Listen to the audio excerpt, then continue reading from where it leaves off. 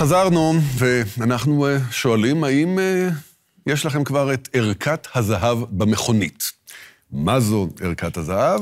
נשאל את רז פרן, המילואימניקית, שלום לך. שלום, נעים מאוד. אז לפני שתספרנו בדיוק מה זו ערכת הזהב, כדי שהצופים שלנו יסתקרנו וישארו איתנו, ספרי לנו קצת עלייך, על עצמך, מה את עושה? במילואים, באזרחות?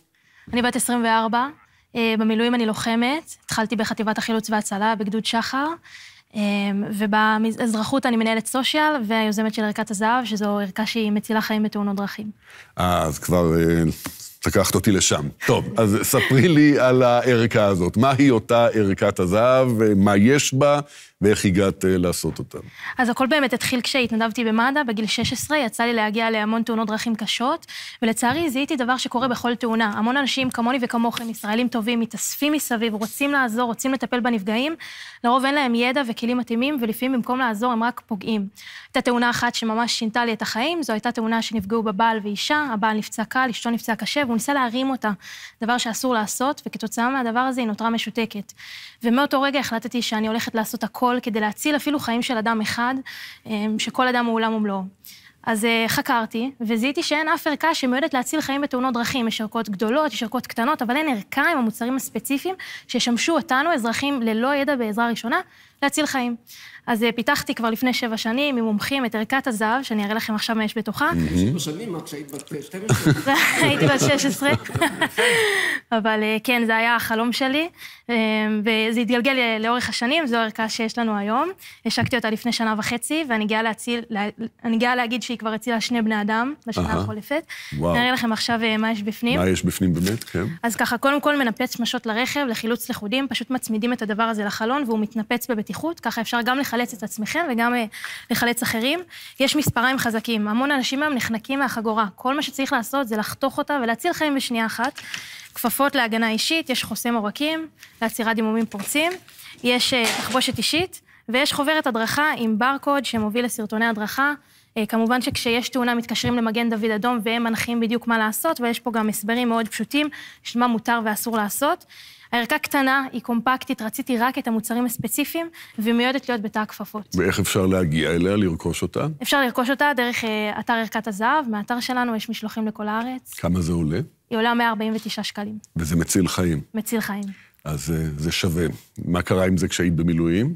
כשהייתי במילואים הפסקתי עם זה לגמרי. גם לצערי איבדתי הרבה חברים, והיה לי קשה נפשית להתעסק בזה, וגם הייתי במילואים.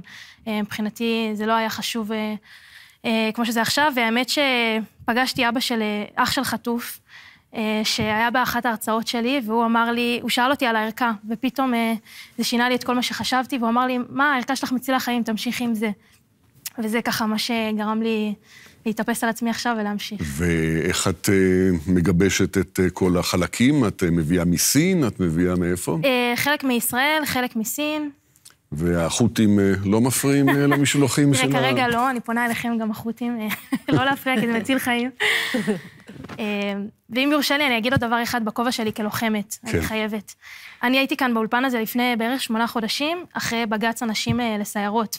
ואחרי שכמה פוליטיקאים התבטאו נגד נשים לוחמות, אמרו שאנחנו פוגעות בשירות בצה"ל, ואני הבטחתי דבר אחד. אני אמרתי, אנחנו נשב כאן עוד כמה חודשים, ואנחנו נדבר על מבצע מוצלח של נשים בצה"ל. והמבצע הזה קרה ב7 באוקטובר, וחשוב לי לפנות לכל הפוליטיקאים ונציגי הציבור שיצאו נגד נשים לוחמות, אמרו שאנחנו פוגעות בצה"ל, אמרו שמקומנו במטבח. חשוב לי, אני פונה אליכם, סמוטריץ', רוטמן, אבי מעוז, באמת, תתנצלו, תחזרו בכם. הדבר הזה פוגע בשירות שלי, פוגע במוטיבציה של נשים להילחם, והיה לי חשוב לבוא לכאן גם בכובע של לוחמת, ולהגיד את זה, כי נשים התגלו במלוא גבורתן במלחמה הזאת. והנה, אמרת את זה, בן דרור, כמה דברים האלה חשובים, כמה חבל שהם לא רואים אותנו בשידור חי, החבר'ה האלה, אבל נעביר להם את זה אחר כך ברשתות החברתיות. בשידור נוסף, את יודעת איך אומרים אצלנו, המציל נפש אחת, כאילו הציל עולם ומלואו, הצלת 2 כבר.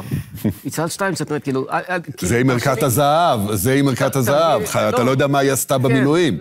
בלי זה, זאת אומרת, כאילו, בפעילות האזרחית, נקרא לזה לצורך העניין. רק להצדיע לך. זאת אומרת, לא נשאר משהו אחר.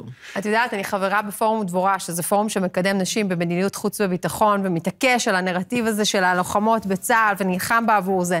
לשבת ולראות אותך פה ולהקשיב לדברייך, אנחנו פשוט כולנו, אני יודעת שכל הפורום מתפוצץ מגאווה. מתפוצץ מגאווה. ולא צריך להיות חבר בפורום בשביל זה. אפשר להיות סתם מגיש באולפן.